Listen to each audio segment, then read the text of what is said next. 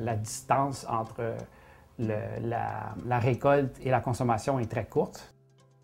Des bénévoles du Centre Paul Roulant et des bénévoles du jardin à venir jardiner avec nous, à faire la récolte et à repartir avec la cuisine avec tous les légumes qu'ils auront cueillis, puis à préparer des petits plats pour eux. Moi, mon nom c'est Amélie, puis je fais la coordination des bénévoles et je suis au Centre Paul Roulant, qui est la popote roulante qui reçoit les légumes qu'on produit sur notre jardin principal. Au jardin ici, on a à peu près 40 différentes espèces de légumes qui poussent. Donc on a vraiment, je pense, une belle variété qui est intéressante pour la cuisine du Centre Paul Roulant.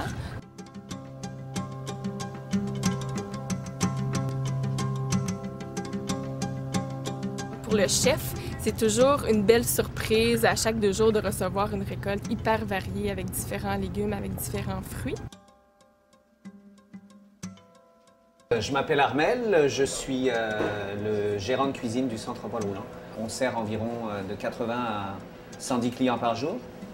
Donc c'est vraiment quelque chose qui nous aide durant l'été. C'est quelque chose d'important pour le roulant d'avoir déjà de travailler des produits locaux et biologiques en particulier. Donc c'est vraiment quelque chose de très très important pour nous et puis une relation qu'on essaye de poursuivre année après année.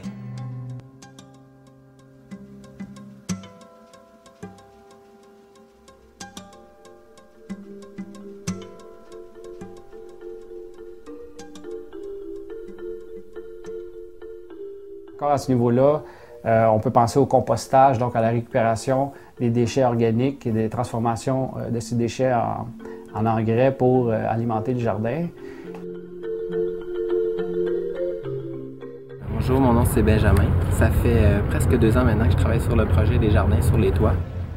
La chambre de verre du Centre Paul Roulant, c'est la dernière étape afin de boucler le cycle alimentaire du Centre Paul Roulant. On a le jardin qui produit de la nourriture pour la cuisine crée des déchets alimentaires. Ici, on est en train de les valoriser pour en faire du compost, qui va finalement retourner au jardin.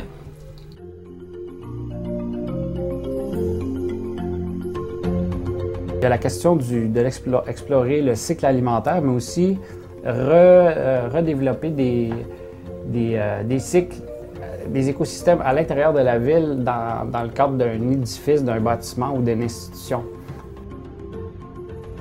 My name is Rotem. I work with the Rooftop Garden Project, and what's great about this space is that it's not just a garden. It's a community space. It's really become a space for activities in the city in a unique location. And one of my personal favorite activities in the garden is yoga. Every Wednesday afternoon after work, people come up to the roof to practice yoga, surrounded by plants and with a great view of the mountain, which is in the middle of Montreal. But while you're laying on the roof, you can look up to this clear blue sky and be relaxing and rejuvenating yourself while doing yoga.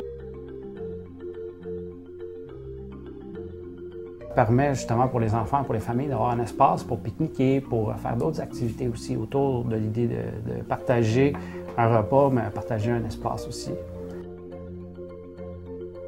J'ai inventé un nouveau mot là.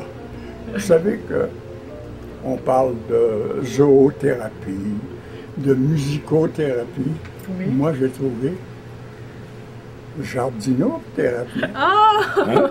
Pourquoi pas? Oui, pourquoi pas? Ouais. Wow. Parce que ça devient un peu une thérapie. Moi, j'ai trouvé très agréable de voir arriver les premières fleurs, les premiers fruits, puis de voir l'évolution. L'échelle n'est pas importante, que ce soit un gros jardin de production qui nourrit une popote ou un petit jardinet sur un balcon. C'est pas la quantité qui est importante, c'est vraiment le temps qu'on passe et l'énergie et la qualité du temps qu'on met à travers cette activité de jardinage qui fait qu'on en bénéficie. On a commencé à explorer différents modèles pour inspirer les Montréalais, pour inspirer aussi nos partenaires à l'international. Et qu'on est... en fait, c'est une plus-value du résultat. C'est un peu comme la cuisine, plus on met de temps à préparer une recette, en général, meilleure allée. Donc, c'est un peu la recette secrète du jardinier, c'est la patience. Et c'est aussi l'intérêt qu'il y a à découvrir tout ce qui vient autour de ce jardin, qui est un petit peu un prétexte pour explorer des enjeux alimentaires, des enjeux agro-industriels, des enjeux d'urbanisme, des enjeux d'architecture, des enjeux sociaux, la sécurité alimentaire.